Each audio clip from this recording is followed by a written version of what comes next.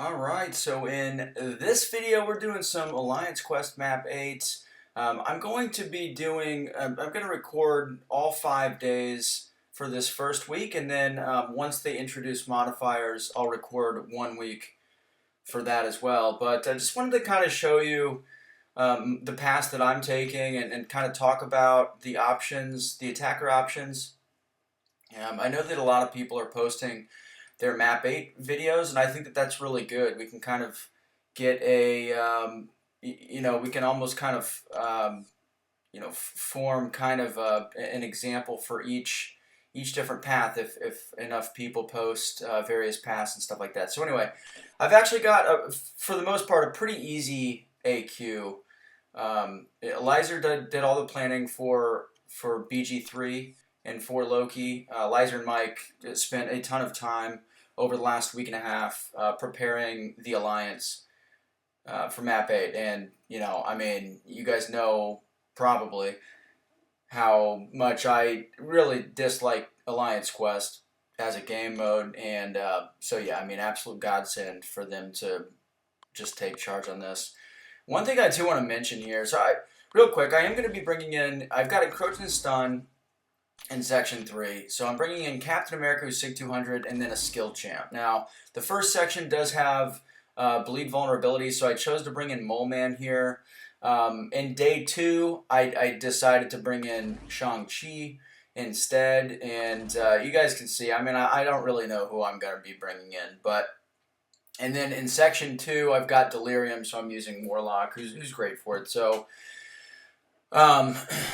So these first 2 fights, I mean, they're going to be pretty ugly. I'm really trying to feel out, the spacing and everything. That was the big thing. So these first couple fights, they've got bleed vulnerability.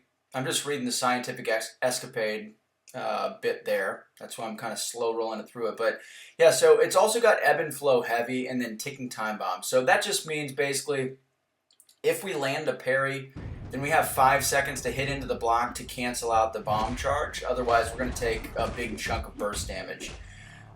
So here I'm baiting out his heavy. I try to counter with my own heavy, and it doesn't work. So all I'm doing right now is I'm trying to feel out kind of the node. And there you guys see my bomb charge. I hit into him, so I'm safe from the detonation. But there are going to be a few points in this fight where I overvalue the ebb and flow heavy protection passive that he's got. You guys can see with bleed vulnerability, I mean, he's taking a lot of damage. Maybe it's not a lot of damage, but his health bar is going down pretty quickly. We do only have the 3-minute timers, which I'm hopeful the 3-minute timers will get expanded to 5-minute timers, or at least 4-minute timers for map 8. So I don't know. So there I get myself backed into a corner. I think I'm going to intercept with an SP2. I'm just too eager to take advantage of my precision passive from the ebb and flow heavy node. And I just totally whiff. I mean, he doesn't even charge in. He backs up. There I get clapped with the heavy. So, I mean, this is, I don't know. Alliance Quest is really, for the most part, pretty experimental, I think, for me. At least when we're feeling out new paths. So, of course, I mean, I knew that this was going to be not great. It would appear that I'm just an absolute garbage ass player, which, I mean, there's some truth to that, let's be honest. But yeah, I mean, what I learned from these first couple fights, day 1, is if you have a bleed champ, a skill bleed champ in particular, I think that Mole Man and Nick Fury are really strong for these first few fights here. And I think if you have those champs and you're using those champs, I mean, you can completely ignore the ebb and flow knockdown protection. It just doesn't matter. I mean, I could have done this fight so much better. I could have shaved off 30 seconds if I wasn't playing poorly, kind of feeling things out. But I mean, ultimately 2.5 minutes or a little under 2.5 minutes for a map 8 fight doesn't feel like it's that bad. Now, as we progress through the week, the defenders are going to gain some health. So it might get a little bit tighter on time. But yeah, I don't know. So yeah, so I'm reading this note again. I'm just trying to see if there's anything that I missed that I could pick up that might help me get through this. Now, it is Lion's Quest. Really, I'm just bringing a skill champ for synergy. I am technically back up in section 1. I'm backing up the left side here. I'm just trying to clear some of these fights just to kind of help out past 1 and 2. So yeah, I'm not healing Mole Man up. So here, I mean, I you know, you can't even really counter Green Goblin's heavy. I don't know if there's any champ that can counter it. Maybe Spider-Man 2099 has a really long reach on his heavy, Hyperion, stuff like that. But the way that he kind of backs away from you, the second portion of his heavy attack, there's really no way to get in a heavy unless you parry. And obviously that's why, you know, iHulk and Green Goblin are here. Kabam is, they want you to have to deal with the ticking time bomb node. Which is not difficult to deal with either. I mean, 5 seconds is an eternity to get an opening to hit into a block, so that's not really a big deal. But, I mean, you guys can see it. At this point, I'm just like, all right, I'm going to ignore this node. I'm just going to start playing this fight normally, and there I just get rinsed with the SB2, which happens sometimes against Green Goblin. It feels like it's really quick, but I'm not going to finish that fight. The other guys, they can, you know, the guys on the first 2 lanes, they can finish it. No reason to heal up Mole Man or waste resources. All right, so this fight here, we do have the lane killer cross fight. If you get off an intercept, you get a passive fury. There I get the passive fury.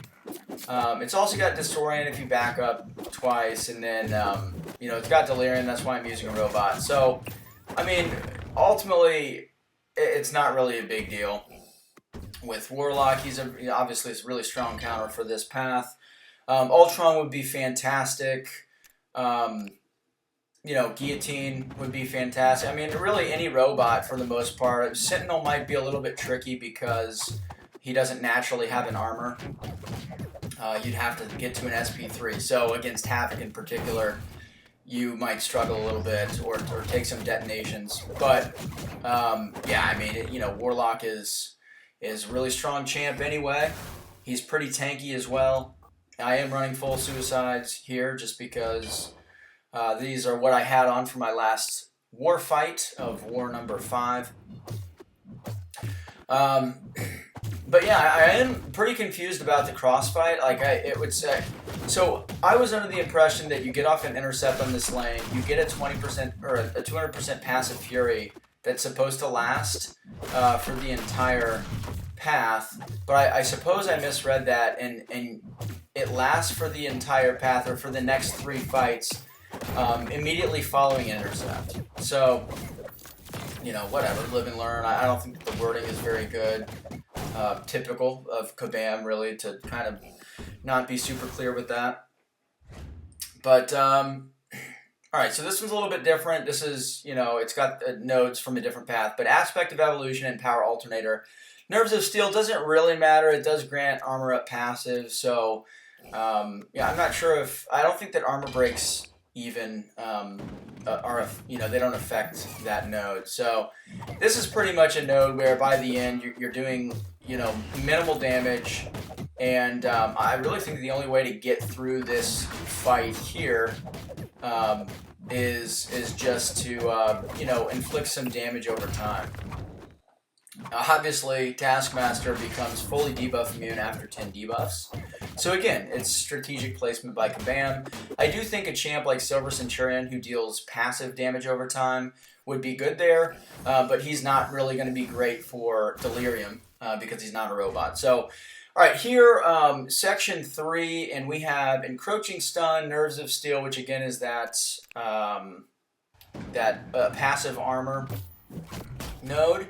And then this, that you also you need to use, you don't need to, but I think that science and tech champs deal full damage, and any other class deals 50% reduced damage. So I do think that in general, Magneto would be pretty strong for this. You would just have to be careful not to you'd have to be careful to kill Dragon Man with your first SP3. Because if he gets armor broken, you don't kill him, then you're just going to take degeneration damage. But all of these fights on this path are metal defenders. And the 50% damage reduction, you guys know. I mean, if they're metal, it really doesn't matter. Like, he's going to completely destroy them with an SP3. So one thing, I do have these fights sped up, obviously. It's Section 2 and Section 3. I mean, this video was 30 minutes long before I sped everything up. It's just at 50%, or it's at 2x speed. So 200% speed. But, I mean, you guys can see what's going on here. It's very simple. I'm, for the most part, just going to get to an SP3 to get the extra kinetic passive, and also just because I like the big damage there, and I'm running full suicides, trying to minimize recoil damage so I can get through this path with minimal items spent.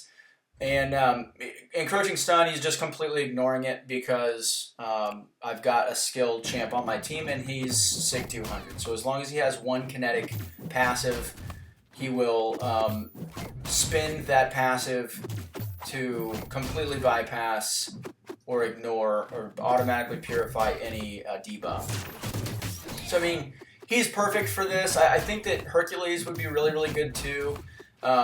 You'd probably just need to be a little bit careful with Dragon Man, but Hercules is probably the top option for this path, I would say. There you guys see my first name, hashtag Nick Squad. And, alright, so I'm going to do what I can to finish off these last couple fights here. I am going to end up dying in this fight to suicides.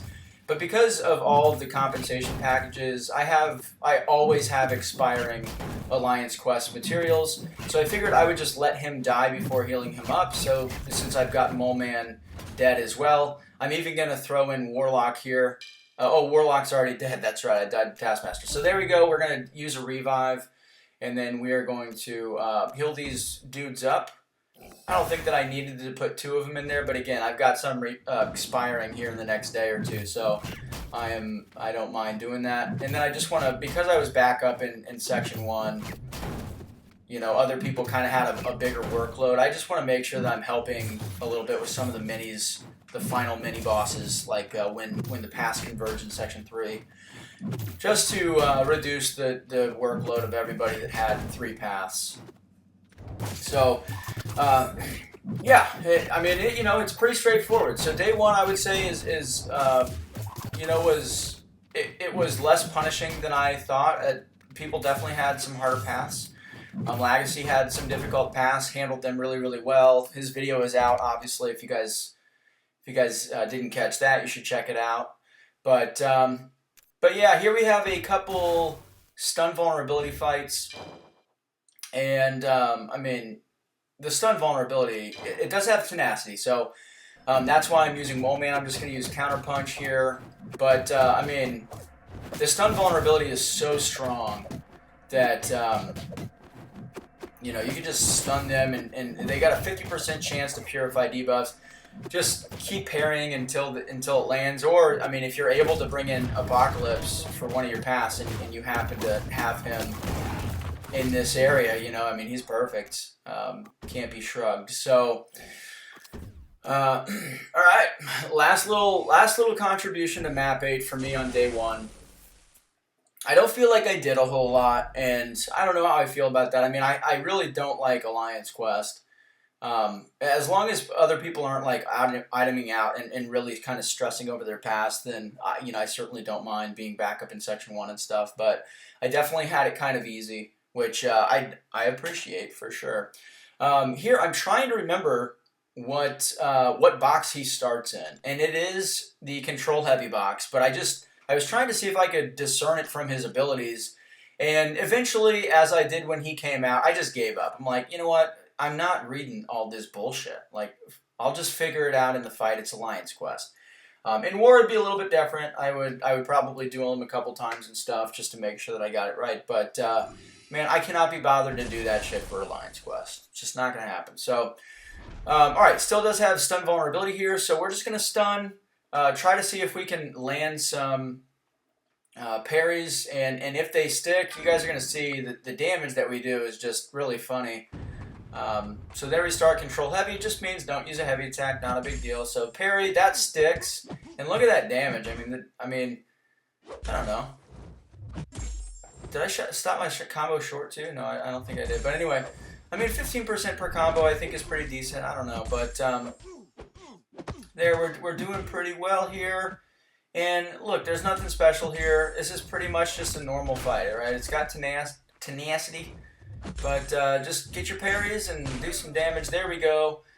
Got a heavy in there. Get that passive. I tried to get cute there and throw the SP1. Whoops. And there I rushed in carelessly and I got caught with the SP2. So anyway, I'm just going to throw in Warlock here to finish the job. And that will conclude day 1 of map 8 for me. Tomorrow, day 2, I have taken section 1 already, or at least the fights that I can help with.